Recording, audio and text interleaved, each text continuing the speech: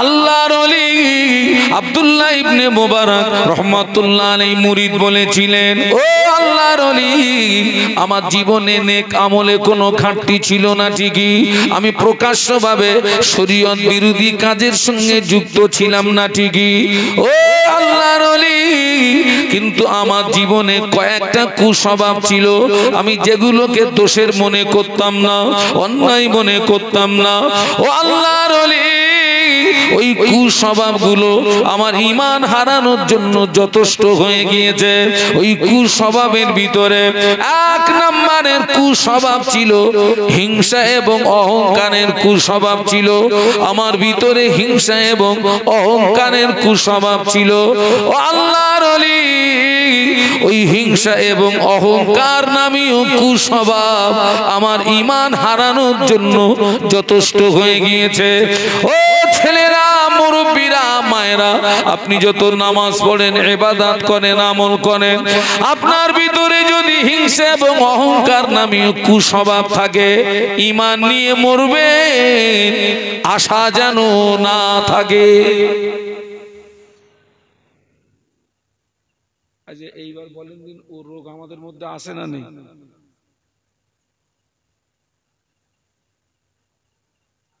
ওই হিংসা এবং অহংকার নামীয় রোগ আছে না নেই? কি সাংঘাতিক জায়গায় পড়েছি, কিন্তু কোনো কথা বলে না। হ্যাঁ, কিন্তু কথা বলেন না কেন? মজালায় পড়েছি। এই খোকা তাবারুক দে, এগা তাবারুক দে, বাড়ি পাঠাই দে, ওইভাবে দে, যা হয় তাই খায়। হিংসা এবং অহংকার আমরা যেগুলোকে মামুলি ব্যাপার মনে করি। আমি যে গাড়িটা চেপে এসছি, আমার ওই গাড়িটার দাম ইন টোটালে 15 লক্ষ টাকা। ওই 15 লক্ষ টাকার গাড়ির ভলপিনের দাম কত হতে পারে আনুমানিক?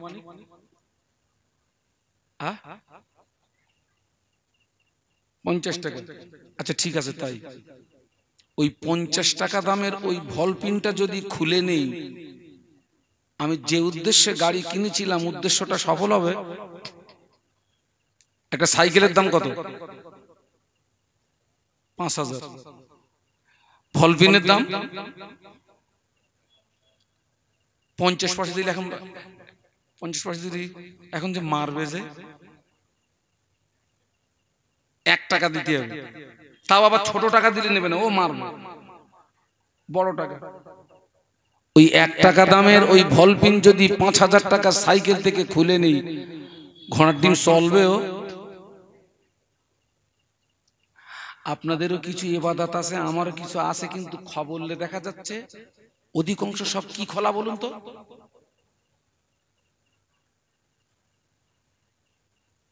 সব ভলপিন খোলা।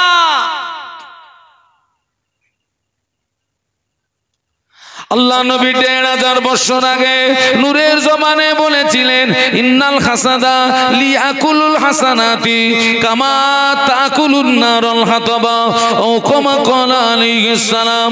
আল্লাহ নবী বললেন, আগুন যেমন শুকনো কাঠকে খেয়ে ছাই করে দেয়, আগুন যেমন শুকনো কাঠকে খেয়ে ভস্ম করে দেয়, ওই রকম হিংসা মানুষের জীবনের আমলগুলোকে বরবাদ করে দেয়। আপনি জীবনে প্রচুর নামাজ পড়েছেন, রোজা রেখেছেন, হজ করেছেন, যাকাত দিয়েছেন, তাসবিহ তেলাওয়াত করেছেন, পাহাড় সমান আমল করেছেন, ওই পাহাড় সমান আমলের নিচে হিংসার আগুন যদি একটু লাগিয়ে দেয়, ওই আমলগুলো ছাই হয়ে যায়। ওই পাহাড় সমান আমলের নিচে অহংকারের আগুন যদি একটু লাগিয়ে দেওয়া হয়, টোটাল আমলগুলো বরবাদ হয়ে যায়। আমার কথা বুঝতে পারছেন নাকি? এই জায়গাটার নাম হচ্ছে খোড়গাছি। আপনাদের দায়িত্ব হচ্ছে এই গ্রামের যত গাছ, ওই গাছগুলোরে কেটে এক জায়গায় জড়ো করে দেবেন, শুকনো হয়ে গেলে আমার সংবাদ দেবেন। আমি বিরামনগর থেকে একটা দেশলাই কিনে আনবো, একটা দেশলাই থেকে একটা কাঁটি বার করবো, একটা কাঁটির মাথার বারুদ কি ওজনে আসবে? না।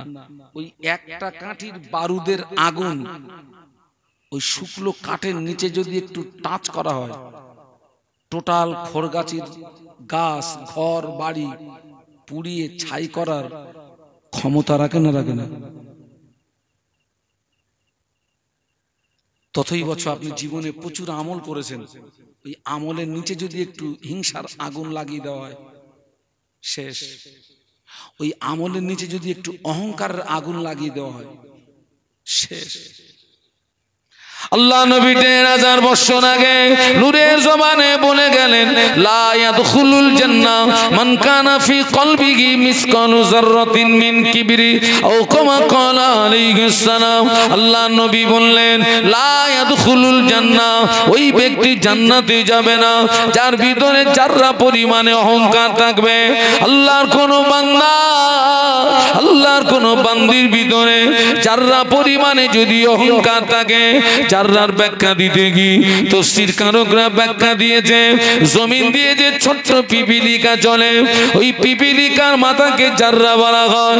আল্লাহর কোন বান্দা, আল্লাহর কোন বান্দির ভিতরে অতটুকু পরিমাণে অহংকার যদি জায়গা পায়, আল্লাহ নবী বললেন, লা ইয়াদখুলুল জান্নাহ, ওই ব্যক্তিটা জান্নাতে যাবে না।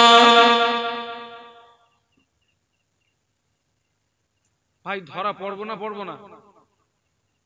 আপনাদের আগে আমরা আগে। যার ভিতরে যাররা পরিমাণে কি থাকবে?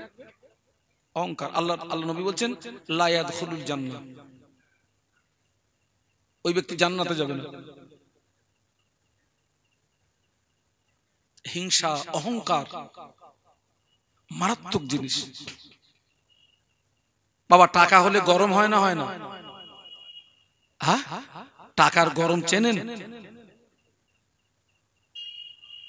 আমি একটা বাড়িতে মাহফিল করলাম, আপনাদের আব্বা আম্মার দোয়া, আল্লাহ তো, আমি কম বেশি 26-27 বছর রস করছি আমি,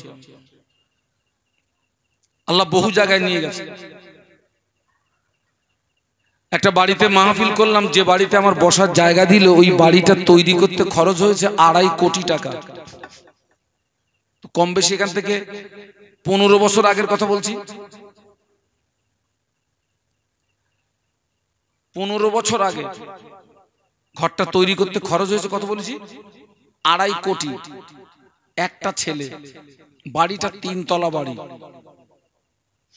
আর ওই 3 তলা বাড়ির মাঝখানে একটা পার্ক আছে। পার্কে যা যা থাকার দরকার সেগুলো আছে, আর একটা জিনিস আছে, ওই পার্কের ভিতরে ছোট্ট একটা পুকুর আছে, সানের পুকুর। আর ওই 3 তলার থেকে সুড়ঙ্গ নামানো ওই সানের পুকুরে। আর ওই পুকুরে ওই বাসের টিউতে পাম্প দিয়ে ওই টিউ ফেলা আছে। তাই আমি বাড়িওয়ালার জিজ্ঞাসা করলাম, ভাইজান এটা কি? বলছে আমার ছেলে আর বৌমা খেলা করবে, ওই 3 তলার থেকে দুটো সরাত করে নিচে পড়বে। ওই যেরকম একটুখানি আগে তোরা সব কি লাগাইছিস, আমি যখন আসতেছি তখন দেখে একটা মদ্দা লোক নাচতেছে ওখানে। বাচ্চা না বলো, বাচ্চার বাপ, বাচ্চার বাপ নাচতেছে। এরপর দেখবি বাচ্চার মাও নাচতেছে ওই জাম্পিং এ।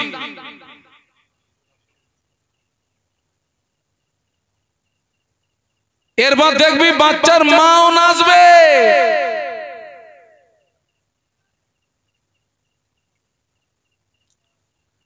আল্লাহু আকবার।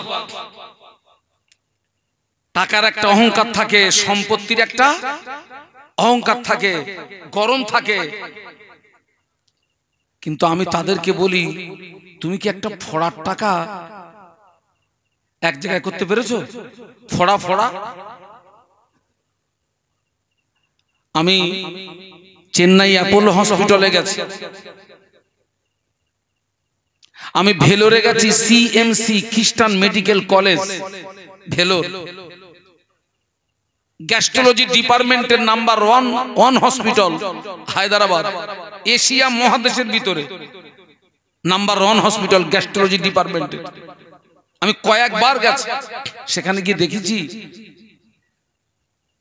এমন কঠিন কঠিন রোগে আক্রান্ত, আল্লাহ তাদের এত টাকা দিয়েছে। কোন ডাক্তার যদি বলে যে 2-10 গাড়ি টাকা দিলে তুই রোগ থেকে মুক্তি পেয়ে যাবি, ও 2-10 গাড়ি কেন, ও 100 গাড়ি টাকা দিয়ে দেবে, ক্ষমতা আছে। কিন্তু ডাক্তার বলে দিয়েছে ইয়ার বলুন বলুন হবে না, আর হবে না। বিগত 27 অঘ্রাণ আমার মাহফিল ছিল বাগজোলা কীর্তিপুর মাঠপাড়া, যে বাড়িতে আমার বসার জায়গা, বাড়িওয়ালার আপনার ক্যান্সার হয়ে গেছে। আমি গিয়েছি, কান্না ভরা কণ্ঠে আমাকে বললেন, হুজুর আজ কয়েক মাস আমি মুখ দিয়ে খেতে পারি না হুজুর, পেটটা কাটা, পেটের ভিতরে একটা পাইপ লাগানো। বলছে হুজুর আমার খিদে লাগলে আমাকে পাইপ মারফত খাওয়া হয়। আমি ওখানে দাঁড়িয়ে হাউমাউ করে কেঁদে ফেললাম, আল্লাহ তুমি আমাকে সুস্থ রেখেছো, আল্লাহ তুমি আমাকে সবল রেখেছো, আলহামদুলিল্লাহ। কিসের অহংকার দেখাচ্ছ, কিসের গরম দেখাচ্ছ?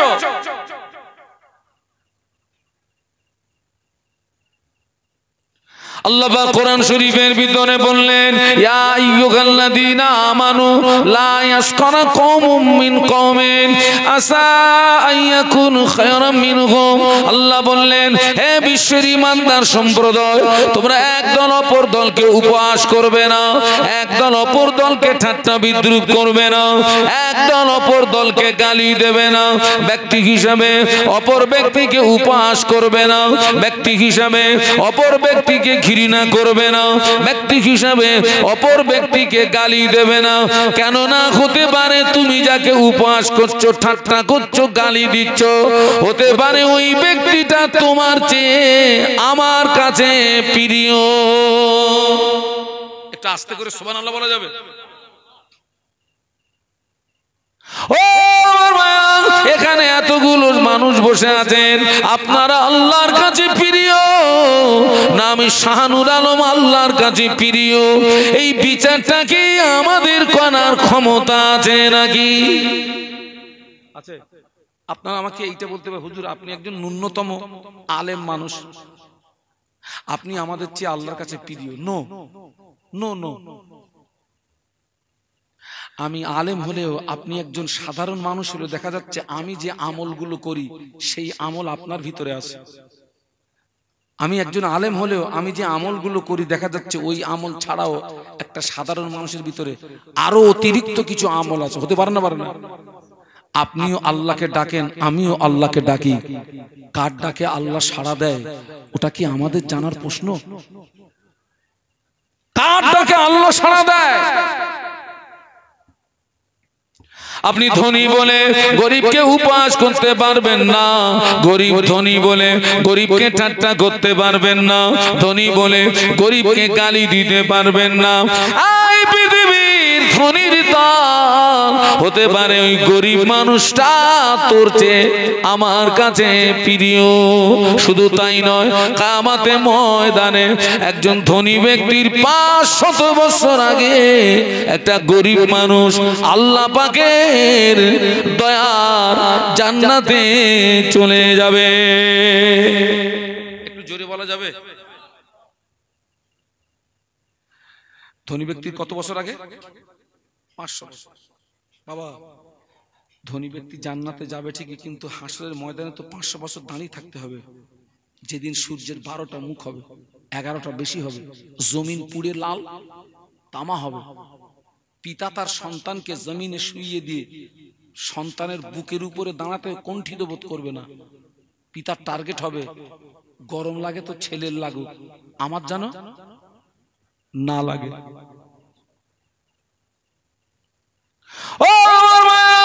বর্তমান যুগ সন্ধি করে কোন গরিব যদি অপরাধ করে গরিবের অপরাধের সাজা হয়, কোন গরিব যদি অপরাধ করে তার অপরাধের শাস্তি হয়, কোন গরিব যদি অভাবের তাড়নায় কানোর বাগানের এক কাঁদি কলা চুরি করে মার ফরজ হয়। আর ধনী ব্যক্তি শিক্ষিত ব্যক্তি ঠান্ডা ঘরের ভিতরে বসে কলমের খোঁচায় জনগণের কোটি কোটি টাকা তসরুপ করে, ওখানে কি বিচার হয় নাকি?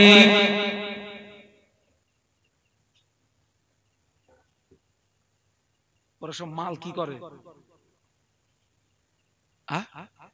ধামাচাপা ধামাচাপা। গরিবের অপরাধের বিচার হয় আর ধনীর অপরাধকে আমি বলি তুই সব দৃষ্টি চাপা দিলি, আল্লাহর দৃষ্টি চাপা দিতে পারলি নাকি? অনেক জলসায় দেখেছি এরকম, তো জলসা করতেছি তো এরকম স্টেজের পিছনে দুমদাম মারামারি হচ্ছে। আমি বল খোকা কি হয়েছে? বলছি হুজুর ওই একটা ছেলে একটা মেয়ের দিকে চোখ মেরেছে, তাই ওরে ধরে ফেলে মারতেছে। আমি বলি চালা বাড়ি, গুদম পেটা কর। আগে ওয়াজ করেছি মেয়েদের দিকে ফিরে চোখ মারা যাবে না, আগে ওয়াজ করেছি সুদ খাওয়া যাবে না, আগে ওয়াজ করেছি লটারি টিকিট কাটা যাবে না, আগে ওয়াজ করেছি জেনা করা যাবে না।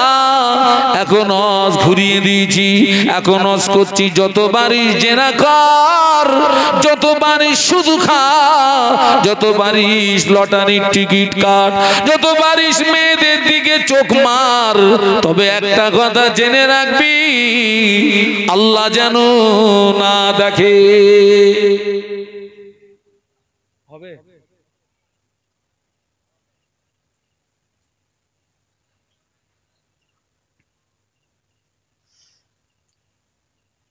এই যে গরিবদের কোনো দাম নেই, এটা কিন্তু শুধু এই জমানা থেকে না বাবা, এটা হচ্ছে নবীর জমানা থেকে। আল্লাহ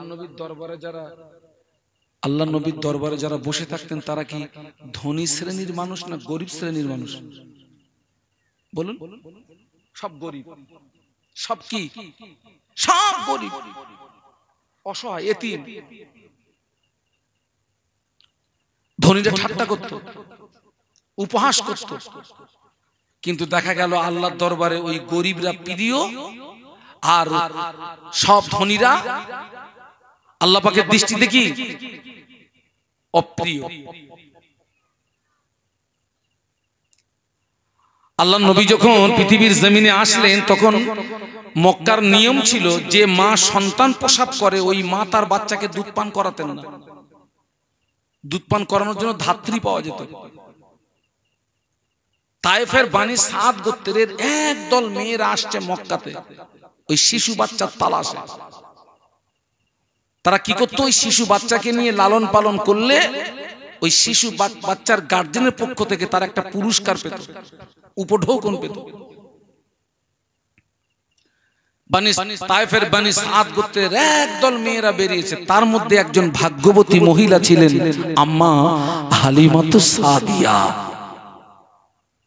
হালিমাতুস সাদিয়া যে পশুর পিঠে সওয়ার হয়ে আসছেন সেটা ছিল দুর্বল, আর অন্য অন্য বোনেরা যে সওয়ারি নিয়ে এসছে তাদের সওয়ারি গুলো ছিল সব হিষ্টপুষ্ট। দেখতে পাওয়া গেল অন্য মহিলারা আগে আগে মক্কা এসে পৌঁছে গেল।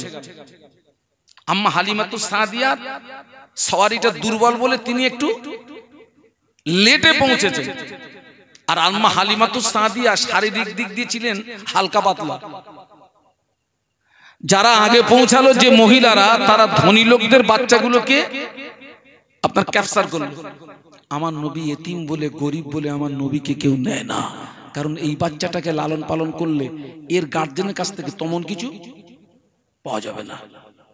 আর হালিমাতুস সাদিয়া শারীরিক দিক দিয়ে হালকা পাতলা বলে ধনী লোকদের বাচ্চাও দিচ্ছে না, যে এই মহিলাকে দিলে এই মহিলা আমার বাচ্চাকে পর্যাপ্ত পরিমাণে খাদ্য দিতে পারবে না। দেখা গেল ইতিম মুহাম্মদ ছাড়া সাল্লাল্লাহু আলাইহি ওয়াসাল্লাম আর সব বাচ্চাগুলোকে অন্য অন্য মহিলারা নিয়ে নিয়েছে, ওরা নিয়ে আগে বাড়ির দিকে রওনা হয়েছে। হালিমা তো সাদিয়ার সঙ্গে ছিলেন, ওনার স্বামী, স্বামী স্ত্রী পরামর্শ করছেন, আমরা একেবারে খালি হাতে ফিরে না গিয়ে, যে এতিম মুহাম্মদকে কেউ নিল না, এই এতিম মুহাম্মদকে আমরা গ্রহণ করি, আল্লাহর যদি দয়া হয়, হয়তো এই এতিম মুহাম্মদের ভিতরে আল্লাহ আমাদের জন্য রহমত আর বরকত লুকিয়ে রেখেছেন। একটু জোরে বল না ভাই। আম্মা জান হালিমাতুস সাদিয়া বর্ণনা করেন, আমি হালিমা এতিম মুহাম্মাদের ঘরের ভিতরে যেই না প্রবেশ করেছি, আমার যেন মনে হলো আসমানের চাঁদ আমার কোলে ধরা দিয়েছে। সুবহানাল্লাহ। ও আমার মায়েরা, আম্মা জান হালিমাতুস সাদিয়া রাদিয়াল্লাহু তাআলা আনহা বলেন, আমি এতিম মুহাম্মদকে আমার কোলে তুলে নিয়ে আমার দুর্বল গাদার পিঠে যেই না তুলে দিয়েছি, এতিম মুহাম্মদের সংস্পর্শে আমার দুর্বল গাদাটা সবল হয়ে গেল। যারা আগে আগে যাচ্ছিল, আমার গাদা ওদের গাদাকে ওভারটেক করলো, আমার সওয়ারি ওদের সওয়ারিকে ওভারটেক করলো। ওরা পিছনে তাকিয়ে বলে, ও বুবু হালিমা, এ কি তোর সেই গাদা? বলে হ্যাঁ সেই গাদা। বলে সেই গাদা যদি হয়, আমাদের গাদাকে ওভারটেক করে কি করে, আমাদের গাদাকে পিছে ফেলে দেয় কি করে? আম্মা জান বলেছিলেন, ও বুবুরা, এই বাচ্চাটা এতিম বলে, এই বাচ্চাটা গরীব বলে তোরা কেউ কোলে নিলি না। আমি হালিমা এতিম মুহাম্মদকে আমার কোলে নিয়ে দুর্বল গাদার উপরে যেই না তুলে দিয়েছি, এতিম মুহাম্মদের সংস্পর্শে আমার দুর্বল গাদাটা সবল হয়ে গেল।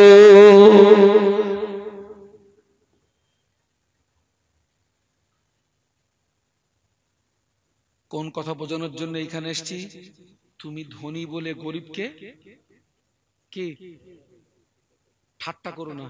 হতে পারে ওই গরিব মানুষটা তোমার চেয়ে আল্লাহর কাছে প্রিয়, আর যে আল্লাহর কাছে প্রিয় দাম বেশি তার। একটু দরুদ শরীফ আল্লাহুম্মা, একটু জোরে জোরে একটু আওয়াজ দেন না, আল্লাহ রে একটু আওয়াজ দেন। মাওলানা মুহাম্মদ।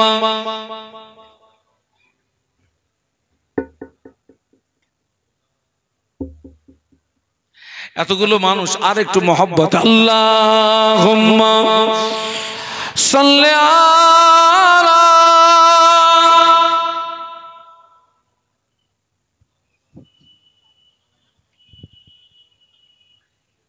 সৈয়দনা मौलाना मोहम्मद। इन हवाओं से कह दो ना आए इधर, मुझको खुशबू की कोई जरूरत नहीं, जिनकी खुशबू से महका है सारा जहां, खुशबू मदीने में मौजूद है। अल्लाहुम्मा पढ़ो बाबा।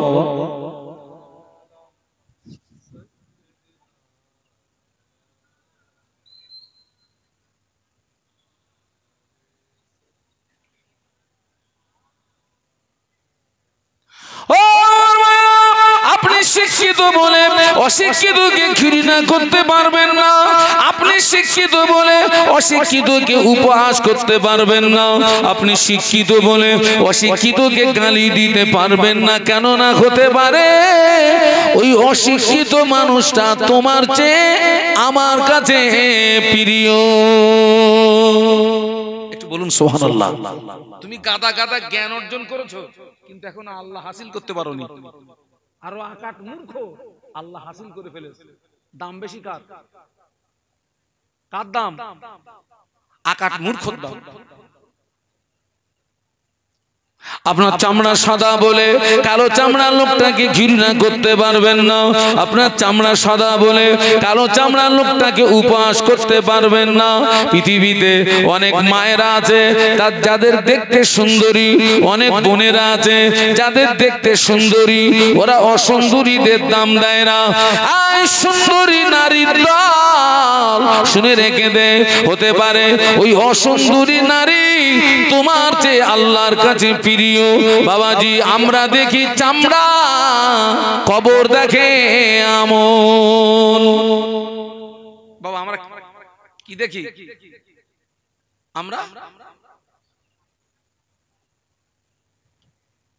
আমরা দেখি চামড়া, কবর দেখে আমল। বাবাজি এ চামড়া তো পোকায় খাবে। কিসে খাবে? কিছু কিছু মা বোন দেখবেন চামড়া কালো বলে পুকুরির ঘাটে শুধু ছাড়লে ডলতেছে, সাদা করবে। আপনারা কি আবু জেহেলকে দেখেছেন? যারা চুপ করে আছেন মনে দেখেছেন টেকেছেন? হ্যাঁ, আমার 14 পুরুষ দেখিনি। আবু জাহলকে দেখতে ছিল কাশ্মীরি আপেলের মতো। আবু জাহলকে দেখতে ছিল কাশ্মীরি আপেলের মতো, এত সুন্দর। কিন্তু আবু জাহাল হলো জাহান্নামার কীট, আবু জাহাল হলো জাহান্নামার পোকা, আবু জাহাল হলো জাহান্নামার খোরাক। হাফসি বেলাল হলেন কালো কয়লার মতো, কিন্তু হাফসি বেলাল হলেন আল্লাহ পাকের জান্নাতেরই মেহমান। একটু মহব্বতে বলা যায় না? হাফসি বেলাল কালো কয়লা। মেরাজের রাতে আল্লাহ নবী জান্নাত পরিদর্শন করেছিলেন। আল্লাহ নবী জান্নাতের ভিতরে ঘুরছেন, ফেরেশতা জিবরাইল আমিন আলাইহিস সালাম আল্লাহ নবীর সঙ্গে আছেন। ওই জান্নাতের ভিতরে মানুষের পায়ের আওয়াজ শুনতে পাওয়া যায়, কিন্তু মানুষ দেখতে পাওয়া যায় না। আল্লাহ নবী জিজ্ঞাসা করলেন, ইয়া আখি জিবরাইল, ও ভাই জিবরাইল, এই আওয়াজটা কিসের আওয়াজ? ফেরেশতা জিবরাইল আমিন আলাইহিস সালাম বলেছিলেন, ইয়া রাসূলুল্লাহ, ইয়া হাবিবাল্লাহ, হুজুর এই আওয়াজটা অন্য কোনো আওয়াজ নয়, এই আওয়াজটা হলো আপনার হাফসি বেলালের পায়ের আওয়াজ। কালো না সাদা? এই সুন্দরী নারীর দল, এই সুন্দরী ভাবির দল, এই সুন্দরী বোনের দল, তোরা যেন অসুন্দরীদের দেখে ঠাট্টা করবি না। কেননা হতে পারে ওই অসুন্দরী নারী তোর চেয়ে আল্লাহর কাছে প্রিয়। হতে পারে না? পারে না? এই মাইকের রেঞ্জের ভিতরে যত কবরবাসী, আল্লাহ চাইলে অধমের এই আওয়াজ তাদের কাছে পৌঁছে থাকবে ঠিকই, কিন্তু কবরবাসীদের ওয়াজ শুনে তাদের জীবনে আর কোনো উপকার আসবে না।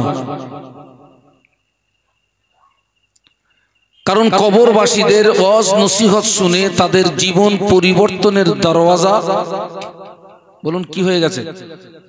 বন্ধ। আমরা যারা জীবিত মানুষ, ওয়াজ নসিহত শোনার পরে আমাদের জীবন সংশোধনের দরওয়াজাটা খোলা আছে। আল্লাহ পাক সেজন্যই বলেছেন, ওয়াদাক্কির ফাইন্না যিকরা তানফাউল মুমিনিন। ওয়াজ নসিহতে জীবিত মুমিনদের উপকারে আসে। একটু বলুন সুবহানাল্লাহ। মূলত আজকের এখান থেকে আমাদেরকে শিক্ষা নিতে হবে। কবরবাসীদের উপলক্ষে মাহফিল ঠিকই, কিন্তু এখান থেকে শিক্ষা নিতে হবে কাদের? জীবিত মানুষদের, আমাদের। কারণ আমরা সকলে কবরের যাত্রী। আজ হোক, কাল হোক, পরশু হোক, আমরা জন্মেছি মানে আমাদের মৃত্যু হবে। বেঁচে থাকাটা মিথ্যা, মরে যাওয়াটা সত্য। আপনারা লক্ষ্য করুন, আসমানের নিচে জমিনের উপরে আল্লাহ পাকের পরের মাকাম হচ্ছে বিশ্বনবী মুহাম্মাদুর। বলুন, আপনারা আজকে খাওয়া হয়নি নাকি দুপুরে, নাকি সব চিঁচি করতেছেন কেন সব?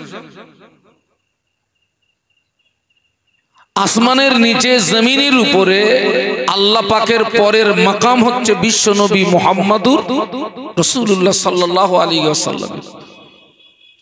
সেই বিশ্ব নবীর মতো মানুষকেও মৃত্যুর স্বাদ গ্রহণ করতে হয়েছে। আমরা সবাই মারা যাব। আজকের এখানে যে এই যে ইসালে সব হচ্ছে, ইসালে সবের বাংলা মানে হচ্ছে নেকি পৌঁছানো। ইসালে সবের বাংলা মানে কি বলেছি? নেকি পৌঁছানো। আমরা নেকি কোথায় পৌঁছাই? মৃত্যু ব্যক্তিদের রুহে। কিন্তু জেনে রাখবেন,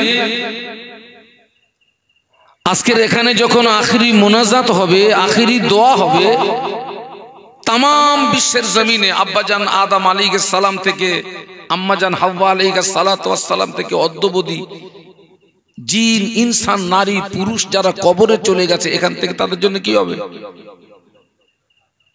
ইসালে সওয়াব করা হবে, তাদের রুহে সওয়াব পাঠানো হবে। কিন্তু জানবেন, আমাদের এই পাঠিত সওয়াবে সব কবরবাসীরা কবরে উপকৃত হন না। আমাদের পাঠিত সওয়াবে একদল কবরবাসী তারা কবরে উপকৃত হয়, তাদের আত্মায় শান্তি পায়। আর একদল কবরবাসী তারা কিছুই পায় না, হাহুতাশ করে, কান্নাকাটি করে। আপনাদের মনে একটা প্রশ্ন এসে যাওয়াটাই স্বাভাবিক যে কোন কবরবাসীরা উপকৃত হয় আর কোন কবরবাসীরা উপকৃত বলুন হয় না। আল্লাহ পাক জানে আমার বান্দা গুনাহ করবে, অন্যায় করবে, অপরাধ করবে। আল্লাহ বলে, বান্দা তুই অন্যায় করার পরে, অপরাধ করার পরে, গুনাহ করার পরে তুই আমার কাছে এভাবে দোয়া চাইবি, আল্লাহুম্মা গফির লানা। একটু বলুন না সুবহানাল্লাহ, একটু মহব্বতে বলুন না। বান্দা তুই আমার কাছে এভাবে দোয়া করবি, আল্লাহুম্মা গফির লানা, হে আল্লাহ তুমি আমাকে ক্ষমা করো, ওয়ালি ইখওয়ানিনাল্লাযীনা সাবাকুনা বিল ঈমান, এবং আমার ওই সমস্ত ভাই দিগকে ক্ষমা করো যারা ঈমান নিয়ে কবরে। একটু বলুন সুবহানাল্লাহ। আমি এইবার আপনাদেরকে জিজ্ঞাসা করছি, বলুন তো আমাদের পাঠিত সওয়াবে কোন কবরবাসীরা উপকৃত হন?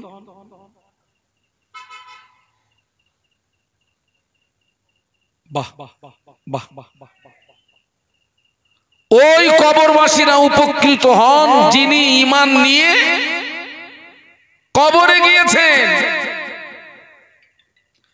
আর যিনি ঈমান হারিয়ে কবরে গিয়েছেন, তার কবরে যদি উহুদ পাহাড় সমান নেকি চাপিয়ে দেওয়া হয়,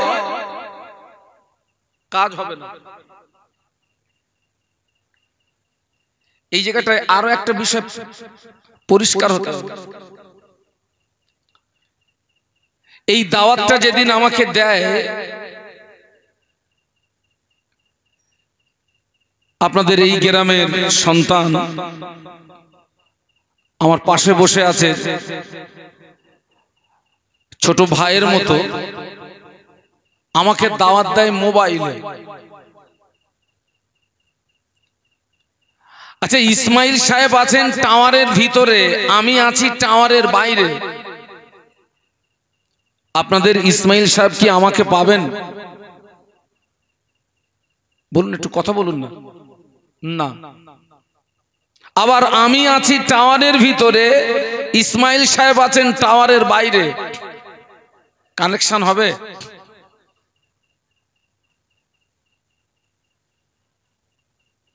নিশ্চয়ই কানেকশন হবে না। এখানে শর্ত কি? ইসমাইল সাহেবের কাছে যেমন মোবাইল, আমার কাছেও তেমন মোবাইল।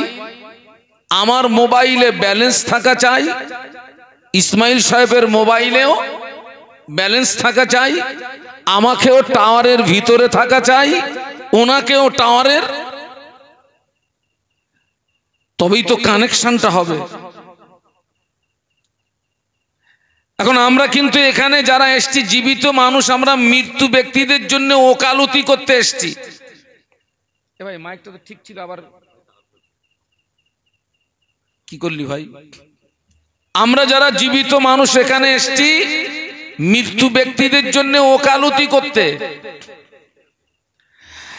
যে কবরবাসীদের জন্য ওকালতি করতে এসছি, তিনি যদি ঈমান নিয়ে কবরে গিয়ে থাকেন, আর আমি তার জন্য ওকালতি করতে এসছি, আমি যদি ঈমানওয়ালা হই, তবেই ওই কানেকশনে কাজ হবে। একটু সুবহানাল্লাহ বলা যাবে? এখানে আরো একটা বিষয় পরিষ্কার হওয়া যায়। আমাদের সমাজে কিছু মানুষ বলে যে মৃত্যু ব্যক্তিদের জন্য কিছু করলে তারা পায় না,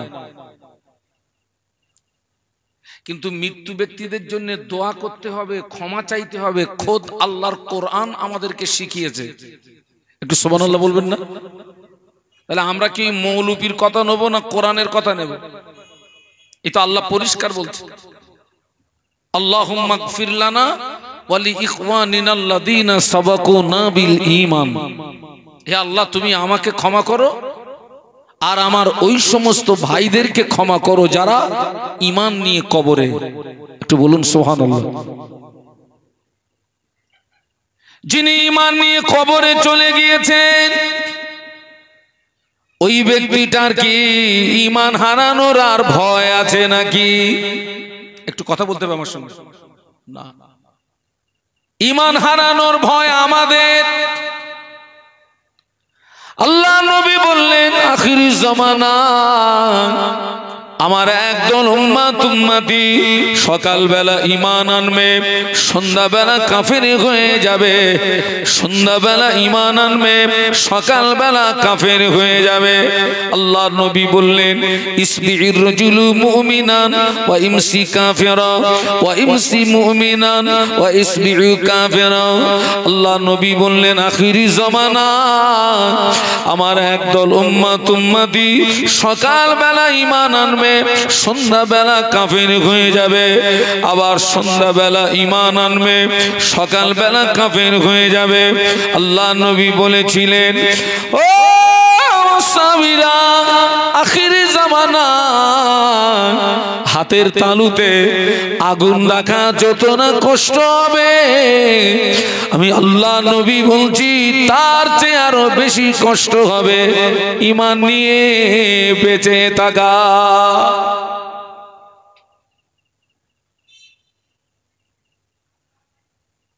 হাতের তালুতে আগুন রাখা যাবে বাবা? অসম্ভব। আল্লাহ রাসূল বলেছেন তার চেয়ে আরো বেশি কষ্ট হবে। কি নিয়ে বাঁচা? একটু দুটো পায়ে ধরে বলতেছে, একটু জোরে কথা বলা যাবে?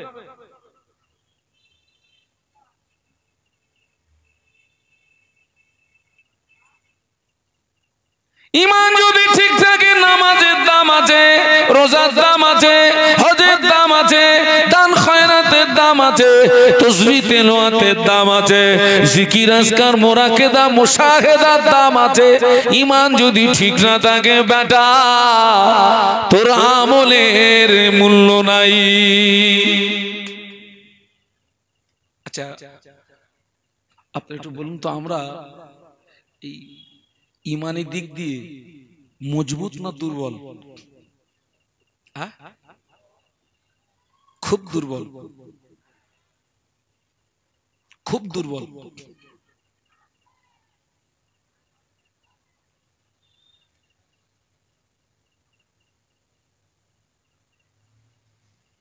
ঈমান, ঈমানের বাংলা মানে হচ্ছে বিশ্বাস। বাংলা মানে কি বলেছি? বিশ্বাস। আমার দৃষ্টিতে এখন অধিকাংশ মানুষ আমাদের ঈমান হচ্ছে আসমান থেকে রহমতের পানি বর্ষণ হয়। দেখবেন কচুর পাতার মিডিলে কিছু পানি বেঁধে থাকে, মৃদু বাতাস হয়, ওই পাতার মাথা দোল খায়, আর একটু জোরে ধাক্কা মারলে পানি কোথায়? খানা খানা। অধিকাংশ মানুষ আমাদের ঈমানের অবস্থা এইরকম। আজকে যারা ঈমান নিয়ে কবরে চলে গেছেন ওরা এত সৌভাগ্যবান। আজকের কি শুধু আপনাদের এখানে মাহফিল হচ্ছে? যদি সারা বাংলা দিয়ে হিসাব করি হাজারো মাহফিল হচ্ছে, হাজারো দোয়া হবে। যারা ঈমান নিয়ে কবরে, ওই হাজারো দোয়ার হকদার তারা হয়ে যাবে। একটু সুবহানাল্লাহ বলবেন না? এইবার যদি সারা বিশ্ব দিয়ে হিসাব করি,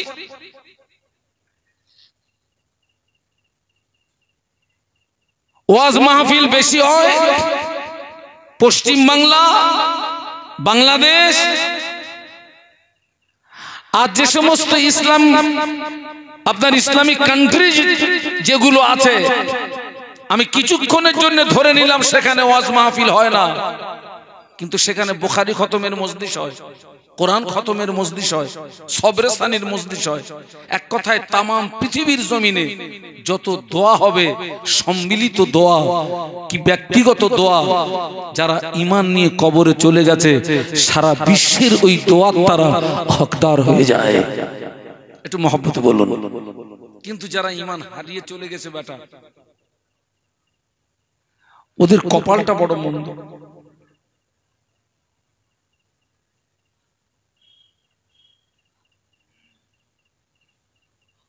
আজকের আমরা যারা এখানে এসেছি, আমাদের কোন হালাতে মৌত হবে আপনিও জানেন না, আমিও জানি না। কোন হালাতে মৌত হবে আমার,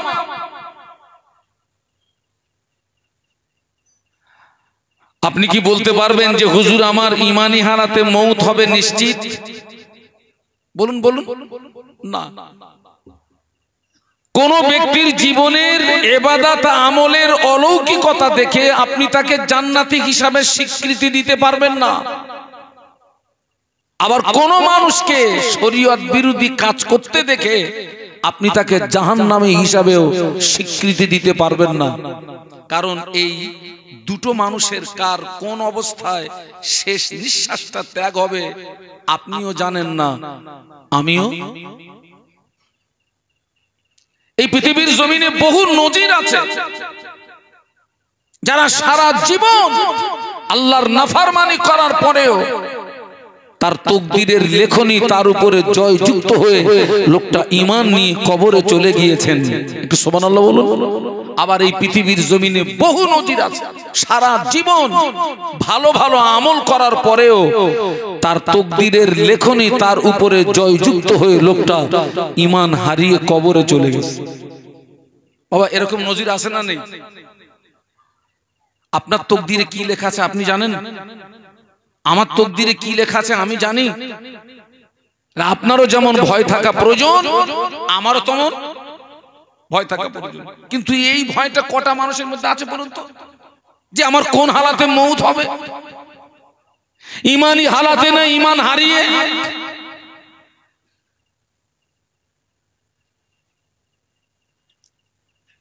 ও আল্লাহর ওলি হযরত আব্দুল্লাহ ইবনে মুবারক রাহমাতুল্লাহ আলাইহি, আল্লাহর ওলি আব্দুল্লাহ ইবনে মুবারক রাহমাতুল্লাহ আলাইহি, যিনি ছিলেন একজন হাদিস বিশারদ পণ্ডিত।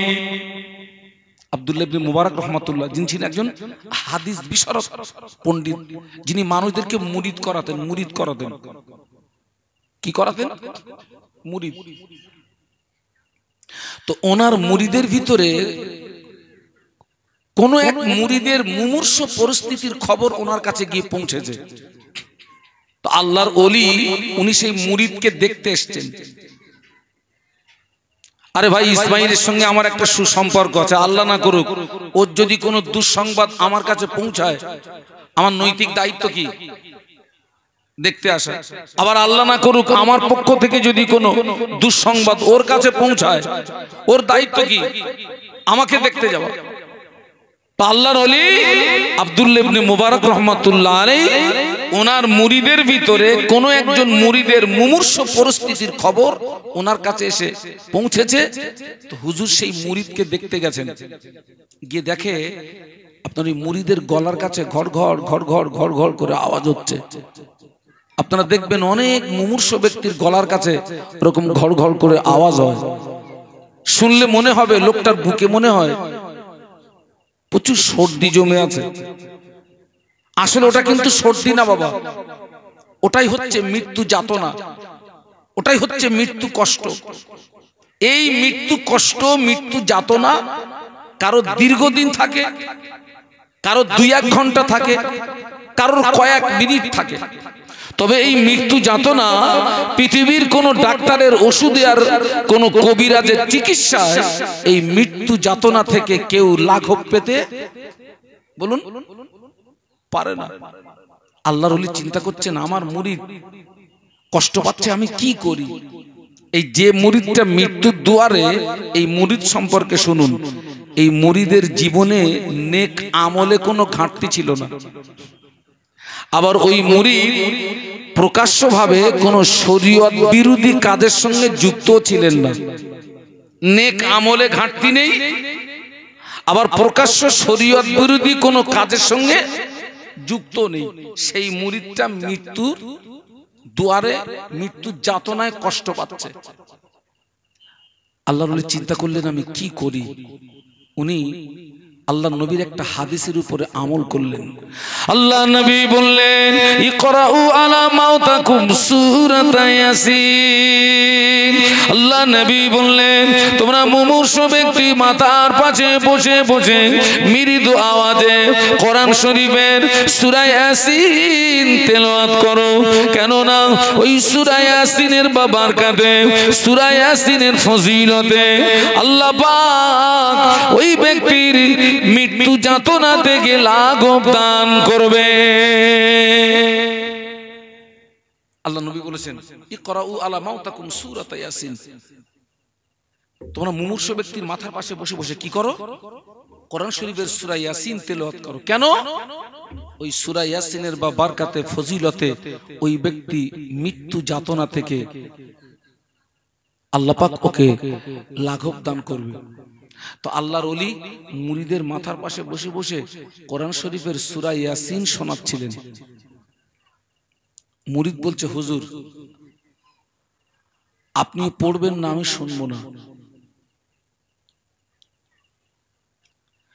মুরিদ এই কথাটা বলা মানে আল্লাহর ওলি তো তাকে কোরআন শোনাচ্ছিলেন, আর এই কথাটা বলা মানে সে তো আল্লাহর কোরআনকে প্রত্যাখ্যান করছে, কোরআনকে ফিরিয়ে দিচ্ছে। তাহলে তার শেষ দিকের লক্ষণটা ভালো না খারাপ? বলুন বলুন, খারাপ। কিন্তু ওই লোকটার বিবরণ দিয়েছি, নেক আমলে কোনো ঘাটতি নেই, আবার প্রকাশ্য শরীয়ত বিরোধী কাজের সঙ্গে যুক্ত নেই। আল্লাহর ওলি খুব টেনশনে পড়ে গেলেন, আল্লাহ আমার মুরিদ এরকম হচ্ছে কেন? এর সম্পর্কে তো আমি খুব ভালো জানি।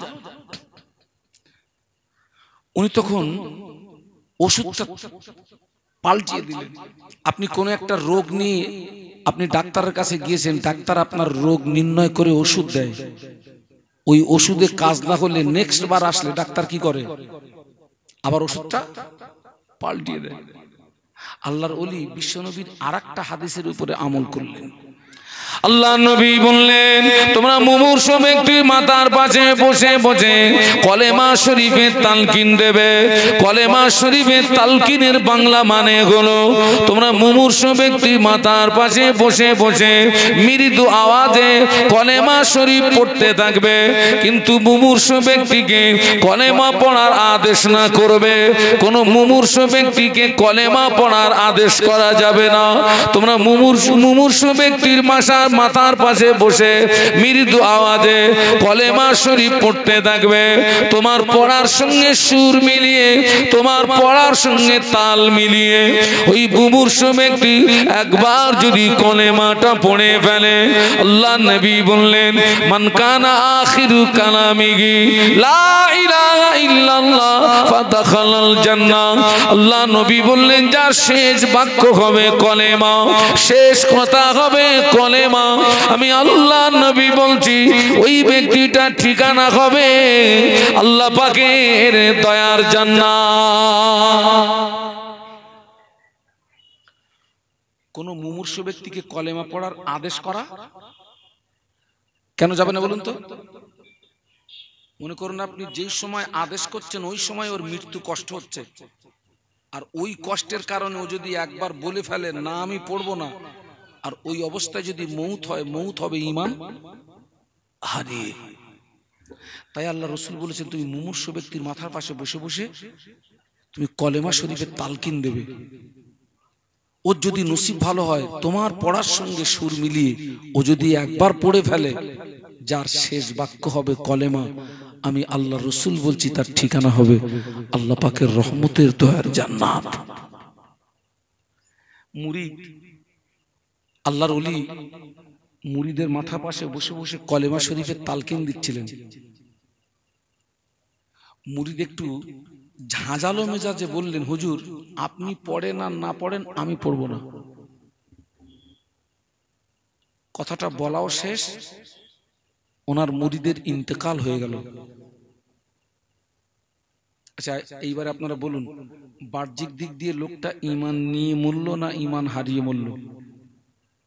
বলুন। কিন্তু ওই লোকটার যা বর্ণনা দিয়েছি, ঈমান হারানোর কথা কি? আল্লাহর ওলি ডুকরিয়ে ডুকরিয়ে কেঁদে ফেললেন, আল্লাহ এ কি তোমার বিচার? এই লোকটা যদি ঈমান হারিয়ে মরে যায় তো পৃথিবীর জমিনে ঈমান নিয়ে আর মরবে কে?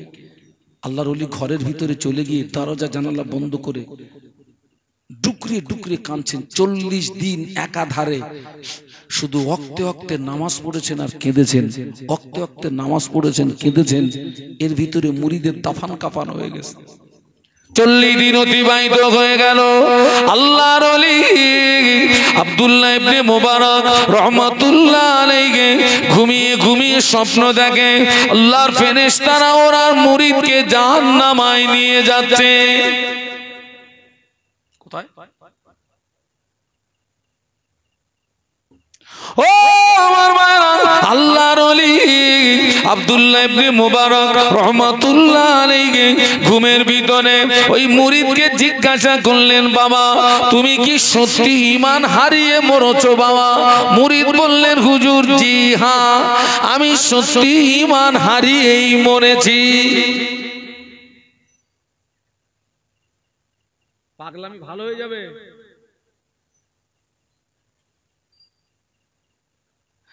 মুরিদ বলছে, হুজুর সত্যি আমি ঈমান হারিয়ে মরেছি। আল্লাহর ওলি বললেন, বাবা তোমার তো ঈমান হারানোর কথা নয়, আমি তো তোমার সম্পর্কে খুব ভালো জানি, তুমি ঈমানটা হারালে কেন বলো তো? কোন কথা বলতে গিয়ে এই পর্যন্ত এসেছি, ওয়াজ যেন হারিয়ে ফেলবেন না ভাই। না, আমি ওয়াজটা রেখে এসেছি। আব্দুল্লাহ ইবনে মুবারক রহমাতুল্লাহ আলাইহির মুরিদ ঈমান হারিয়ে মরে গেছে কয়েকটা কুস্বভাবের কারণে। তার ভিতরে 1 নাম্বার কুস্বভাব কি বলেছিলাম? হিংসা এবং অহংকার।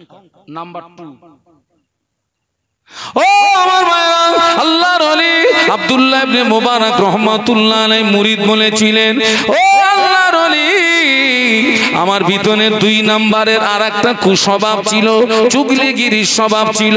আমি একের কথা অপরের সঙ্গে লাগি দ্বন্দ্ব বাঁধিয়ে দিতাম, আমি একের কথা অপরের সঙ্গে লাগি ফাসাদ বাঁধিয়ে দিতাম।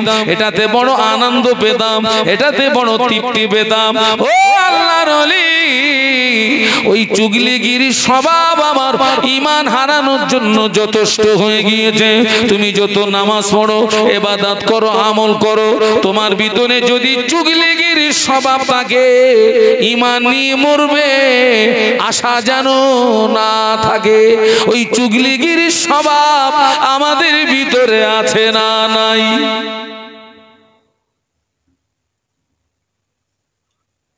এইটা কিন্তু বেশি হয় কিন্তু চার দোকানে। কোথায় বলেছি? এক ঢোক করে মারে আর একে শাল আর এক জায়গায় দেয়, আর এইটা আর এক জায়গায় হয় পুকুরির ঘাটে। পুকুরির ঘাটটা হচ্ছে মেয়েদের পার্টি অফিস। এখনকার কি অফিস বলেছি? Party office. যেখানে 3 জন মহিলা থাকবে, জানবে ওটা ধর্মতলার 5 রাস্তার মোড়। ওই মায়েরা যেখানে বসে আছে পর্দায়, ও খবরলে দেখি যা কেউ শুনতেছে না, গল্প করতেছে, এবু বোনাই তোর মারে। এইসব হচ্ছে সব অনেকদিন পর এক জায়গায় হয়েছে তো।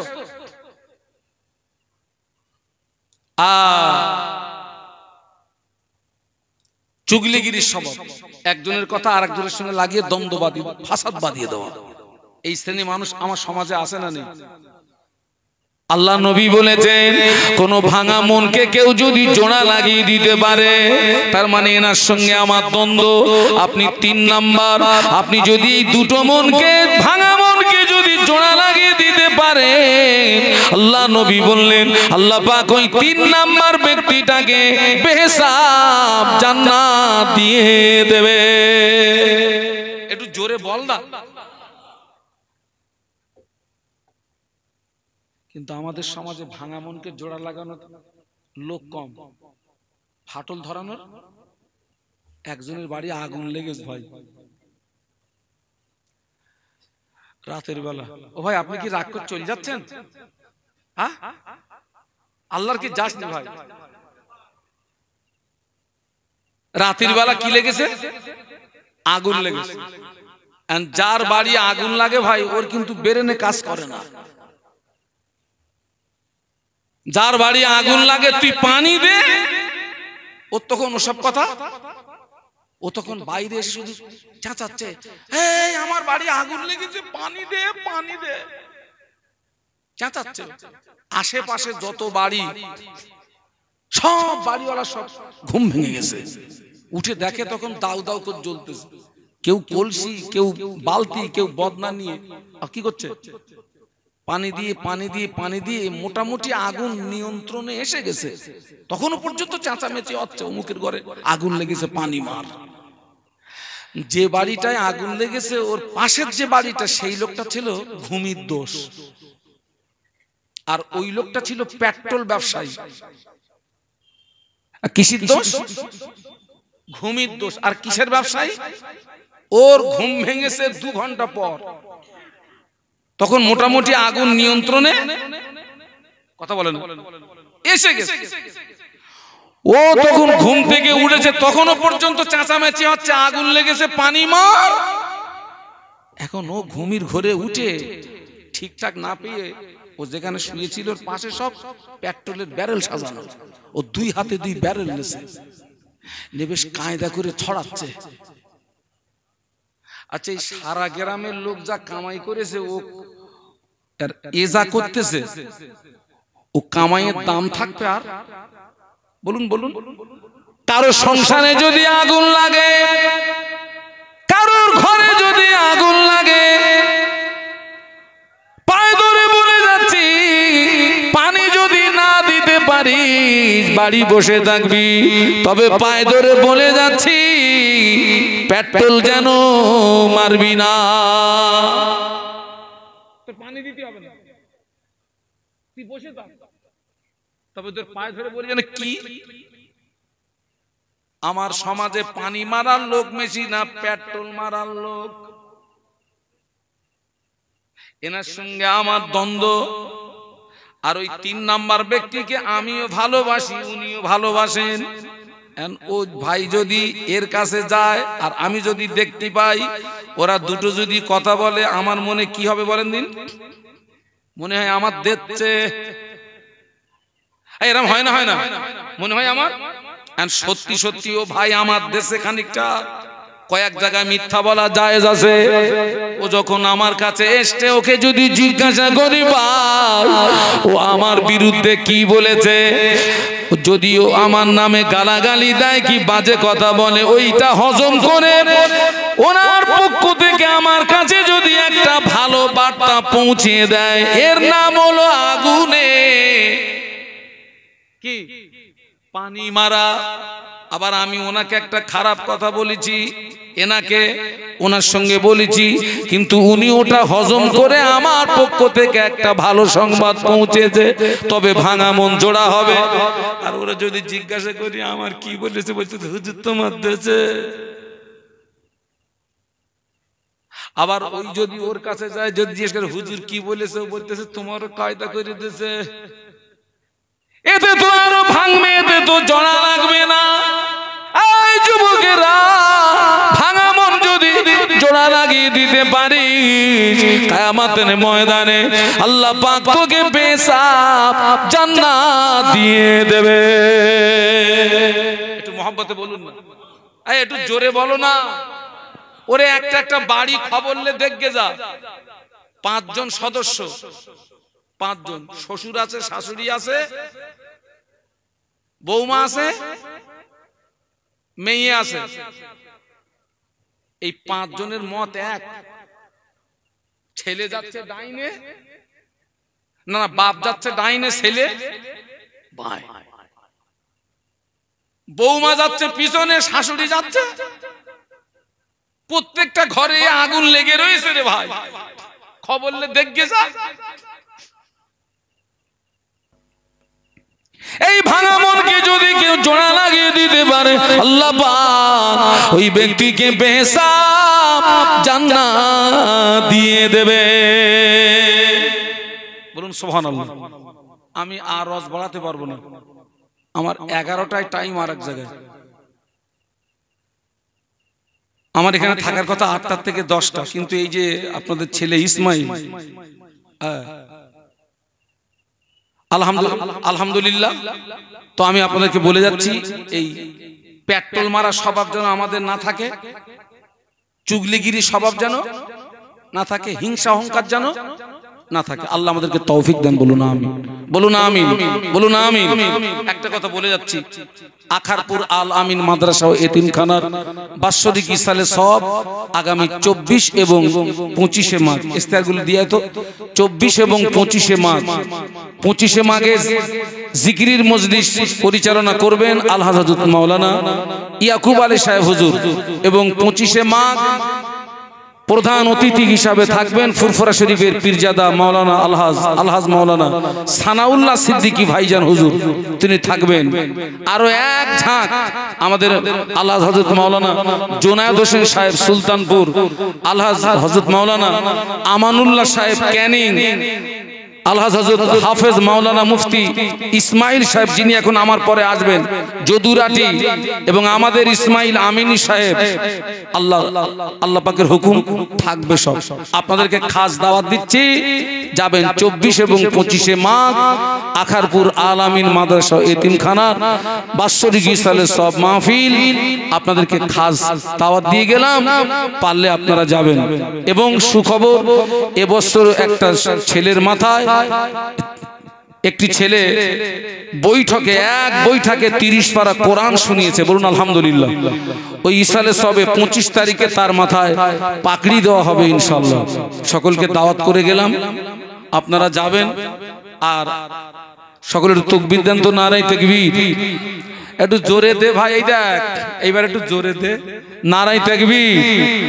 আলহাজ হাফেজ মাওলানা মুফতি ইসমাইল সাহেব, হাফেজ মাওলানা মুফতি ইসমাইল সাহেব, নারায়ে তাকবীর। আশেপাশে যারা আছেন সব মাহফিলে চলে আসেন। এ পর্যন্ত রাখলাম, ভাষাগত ভুল ত্রুটি ক্ষমা করবেন, দোয়া করবেন।